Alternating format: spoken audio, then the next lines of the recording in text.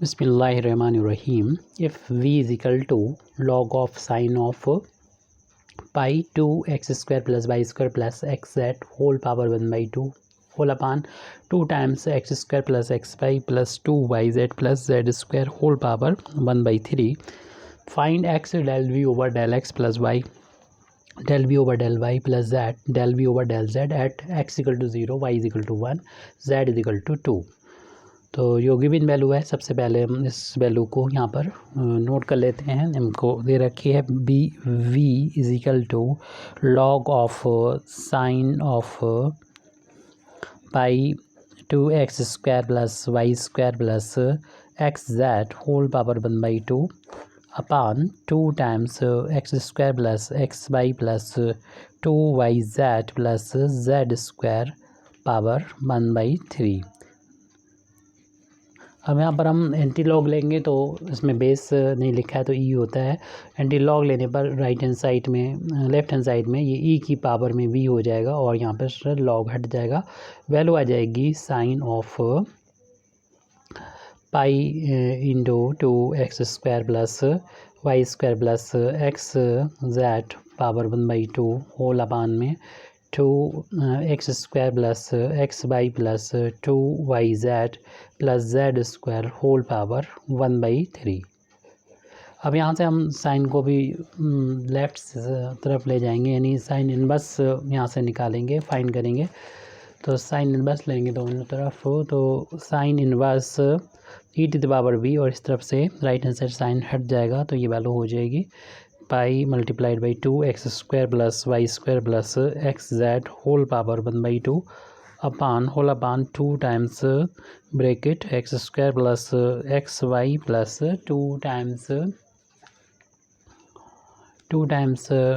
Y Z plus Z square bracket raise to power 1 by 3।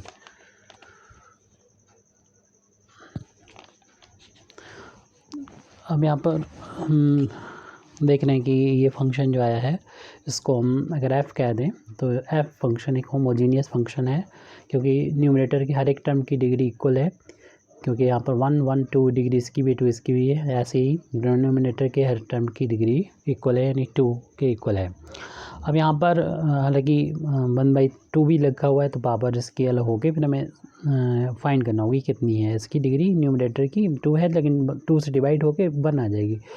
और denominator में जो होगी वो 2/3 हो जाएगी डिग्री। तो इसलिए हम फंक्शन की जो डिग्री फाइंड करेंगे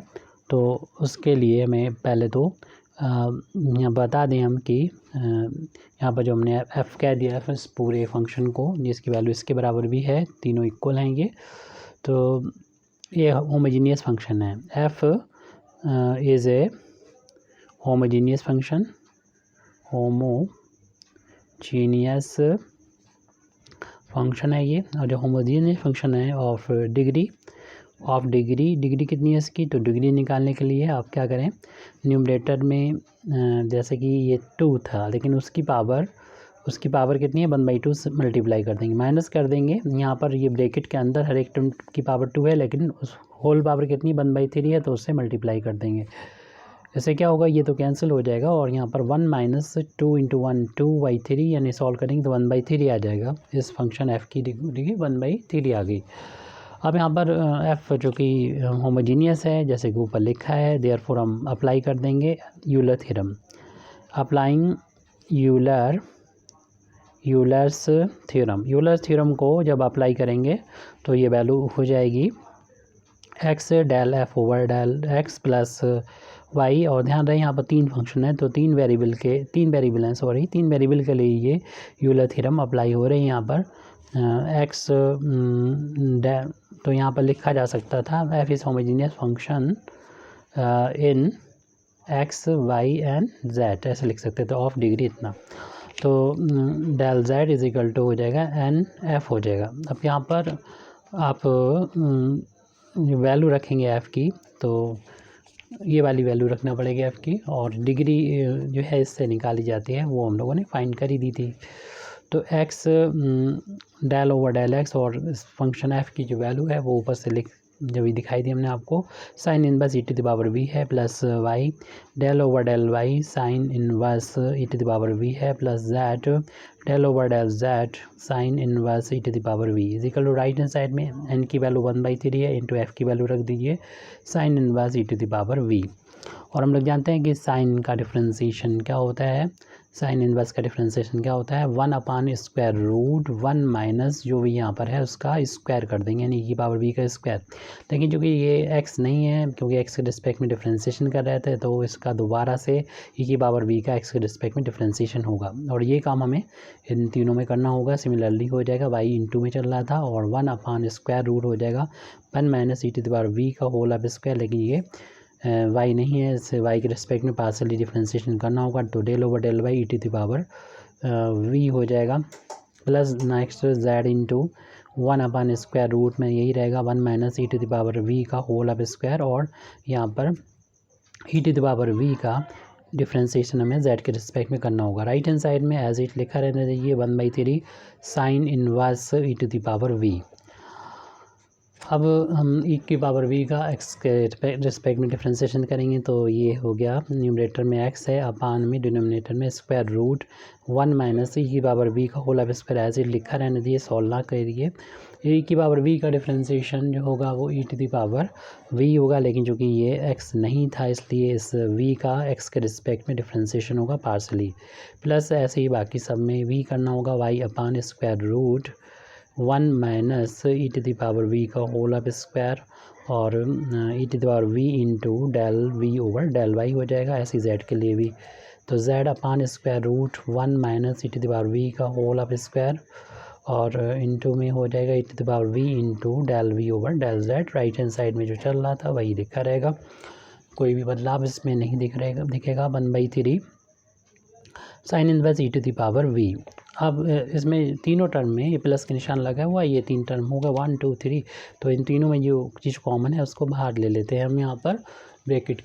के बाहर लेंगे जब तो E to the power V एक कॉमन दिख रहा है अपान में square root 1 minus E to the power V का होल ऑफ स्क्वायर, इसको हमने बाहर ले लिया तो हमारे पास बच रहा है X del we over del X की वैल्यू फाइंड करना है लेकिन किसी पॉइंट पे निकालना है, Y into del we over del Y plus Z into Z del we over del Z. Right hand side में है ये 1/3 into sine inverse E to the power we और हमें अगर इसकी वैल्यू फाइंड करना है तो इसको हम डिवाइड कर देंगे यानी इसको ट्रांसपोज कर देंगे तो x del we over del x plus y del we over del y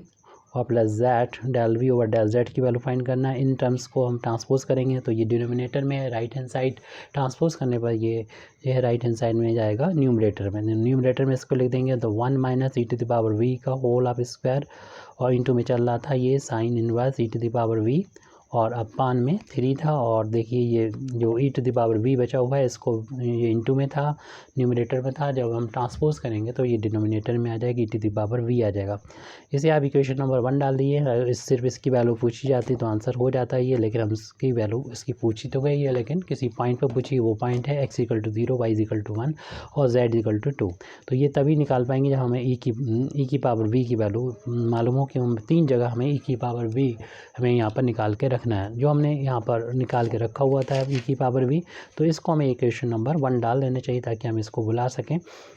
और इस वैल्यू में जो इक्वेशन नंबर 2 डाल दें, जो लास्ट में भी वैल्यू आई है उसको इक्वेशन नंबर 2 डाल दें और यहाँ पर वैल्यू फिर हम इसकी ई की पावर वी की पुट कर देंगे तीनों जगह पर और हम इस वैल्यू को जो मैं फाइंड करने को बोला गया था इसकी वैल्यू निकालने के में कामयाब हो जाएंगे। तो इक्वेशन नंबर 1 में पुट कर दें x = 0 y = 1 और z = 2।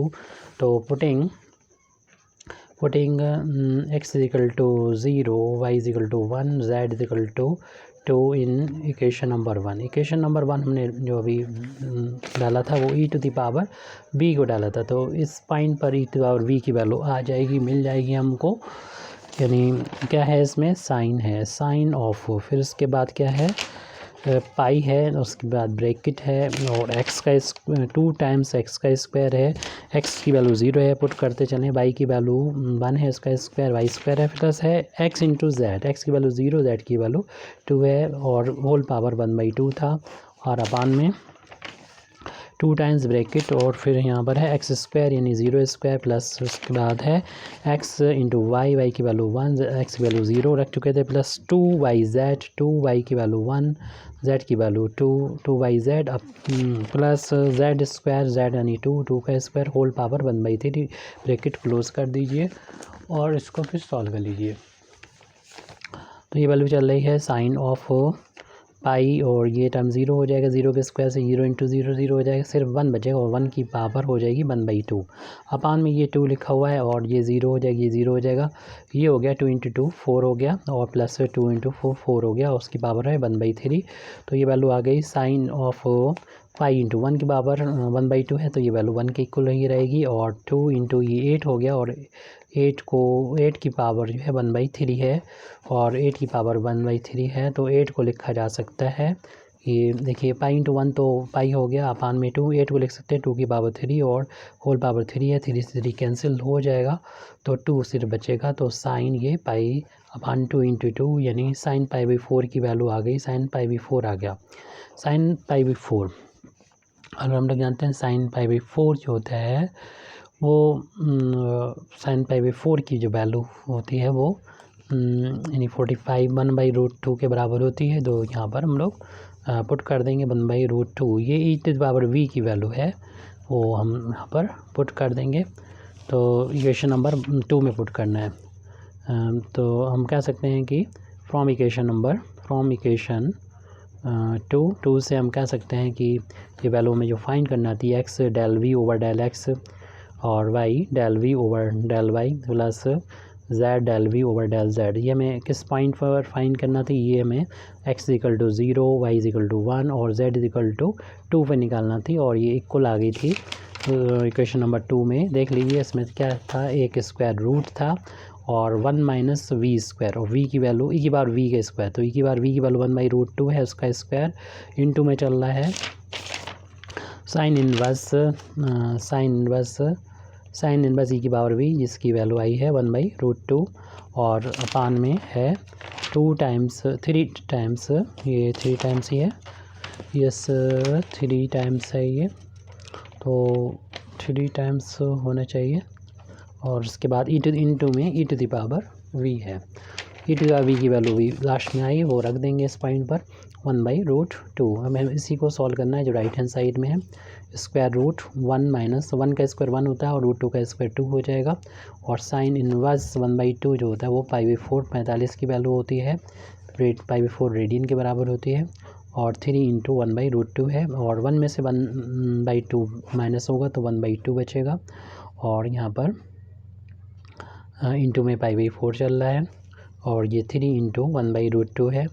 1 का स्क्वायर रूट 1 होता है और 2 का स्क्वायर 2 इंटू पाई/4 और अपान में 3 इंटू 1/√2 से 1/√2 ये पूरा कैंसिल हो जाएगा, ऊपर पाई/4 न्यूमरेटर में बचा, डिनोमिनेटर में 3 है और ये जब नीचे आएगा तो पाई ऊपर आ जाएगा, 4 नीचे आ जाएगा, 3 के साथ मल्टीप्लाई होकर ये वैल्यू जो है पाई/12 के इक्वल आ जाएगी और हमारा ये सवाल कंप्लीट हो जाएगा। Thank you very much Indeed for listening me व आखिर दावाना अल्हम्दुलिल्लाहि रब्बिल आलमीन।